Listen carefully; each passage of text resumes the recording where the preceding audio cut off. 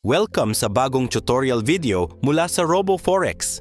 Ngayon, matutunan natin kung paano mag-place ng buy stop at sell stop orders sa R WebTrader platform. Step 1. Pagka-login mo sa trading account mo sa R WebTrader terminal, piliin ang trading instrument na gusto mo mula sa All Symbols list sa left sidebar.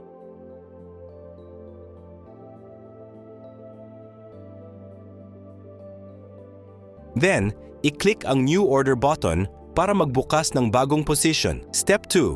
Sa order window, piliin ang tamang type ng order at iset ang mga parameters.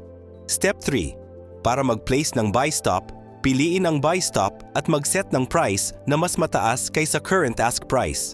Pag okay na lahat, i-click ang buy stop order button. Step 4. Para mag-place ng sell stop, piliin ang sell stop at mag-set ng price na mas mababa kaysa current bid price. Then, i-click ang place. Step 5.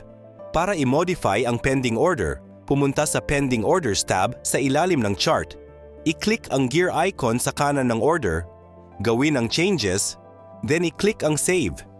Pwede mong i-adjust ang price, maglagay ng stop loss or take profit, or mag-set ng expiration time. Congratulations! Ngayon, alam mo na kung paano mag-place ng buy stop at sell stop orders sa R WebTrader gamit ang desktop.